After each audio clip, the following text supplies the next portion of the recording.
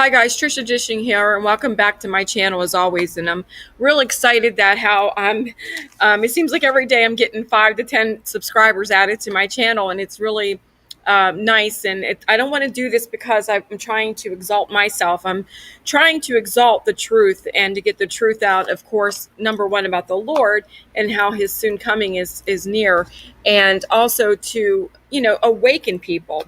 So let's just get into it. There's so much information that's been going on with the Las Vegas shooting, and I promised I would give some more information as I learned it. And sometimes you got to wait a couple days to kind of let everything, settle in, and to get, because the story changes and things like that happen rapidly.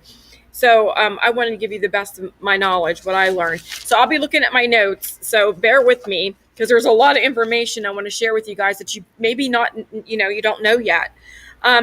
As reported, there was reported that Steven Paddock, age, I think he's 65 years old, he toted 27 guns up to the 32nd floor and basically acted like Rambo and killing all these people. Now, as I've told you from the beginning, I want to let you guys know, I totally believe with all my heart that this was a false flag shooting. Now, false flag shootings can be one or two things. They could actually have casualties, or they don't. I'm telling you, do not believe any other channel that says there wasn't any casualties. There were people who did get shot and killed and got hurt in this situation. So we need to pray for them and pray for the victims' families. Because it's very important that we don't skew it. Just because it's a false flag doesn't mean that nobody died and this and that. Because who is behind this is so nefarious and so evil, guys. It's not just the Steven Paddock guy. In fact, that's what the original story is. They were reporting that he was the lone gunman, right? And right now you're looking at that Sheriff Lombardo of Las Vegas and the FBI guy. And I'm going to get to him, and you guys are going to be shocked about who this guy really is. But anyway, Steven Paddock was 65 years old, and then after he did this horrible shooting, as he toted 27 guns up to the 32nd floor of the Mandalay Bay, with seen and all this stuff, and did all this, he shot himself. But as things are coming out more, we're getting more proof that there were at least two shooters, and that's from the witnesses that were on the bottom, and also how some of the ballistics and things like that came in. But the FBI and the Las Vegas police department, they're still sticking to their story, because I'm telling you, they're in deep with this one.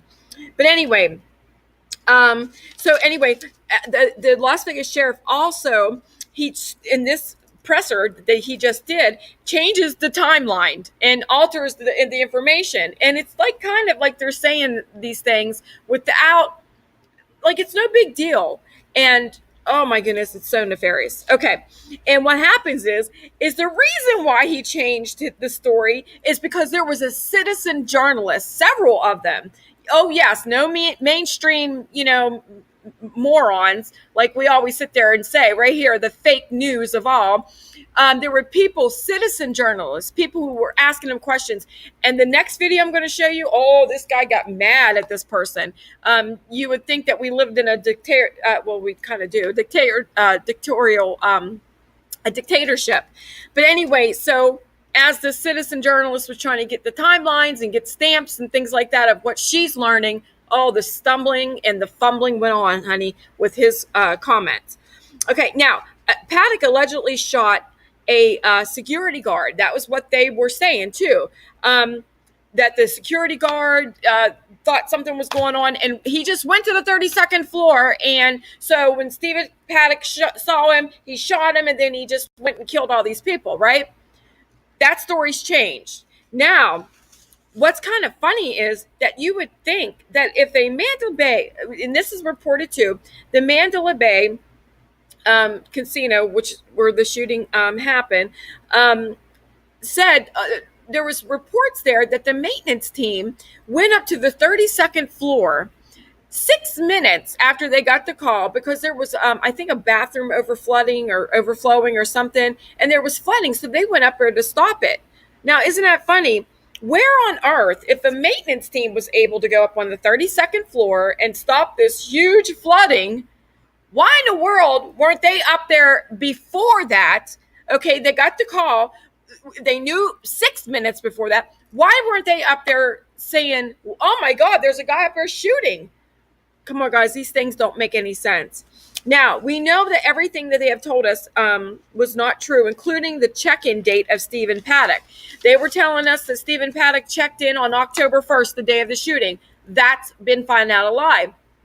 In the next video I'm going to do, you're going to see those citizen journalists who said, listen, we have reports that Steven checked in at the end of September, like the 20th and the 21st. Oh, it gets good. And that's when he starts fumbling. Okay, so as Las Vegas tries to, the sheriff tries to keep us update, notice this guy right here. The FBI handler is what we're going to call him. His name is Agent Aaron C. Rouse, okay?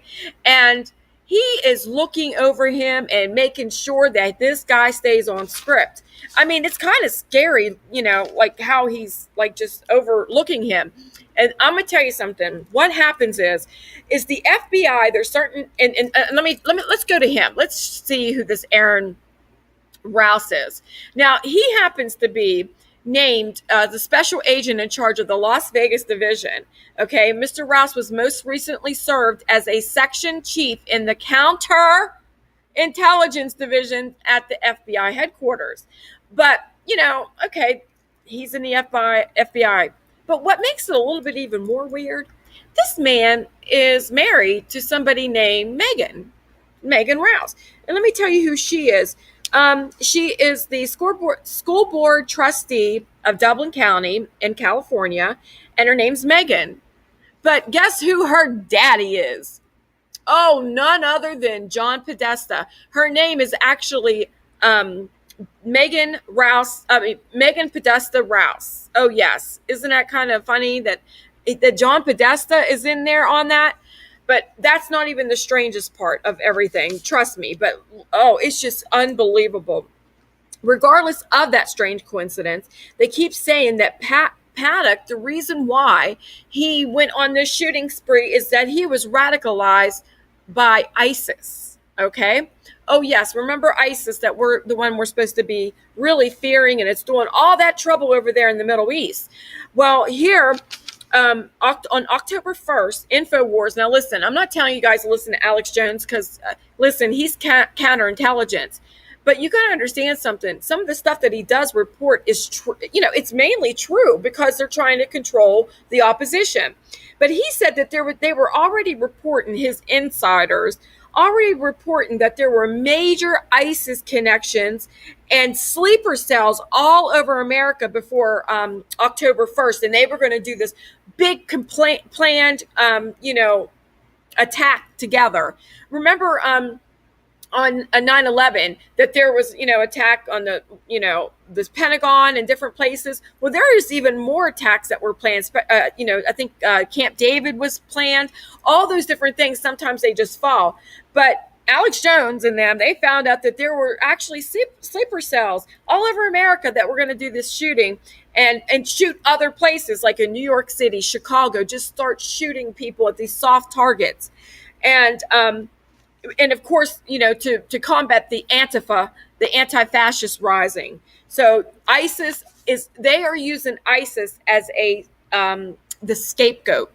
Because listen, if you guys know anything, ISIS is nothing more than a created entity by, yes, your CIA agents. ISIS is not what you think it is. The mainstream media, they want you to believe that the recent invasion of Iraq, of course that was before, by ISIS was a spontaneous action and that ISIS is acting independently to claim Iraq as its own. What they failed to mention is that the U.S. and other key players such as Turkey, Saudi Arabia, and have been arming, funding, and training members of ISIS since 2011. Guys, I'm going to have to continue this on my next video, so just stay tuned because I got some more bombshell droppings coming at you.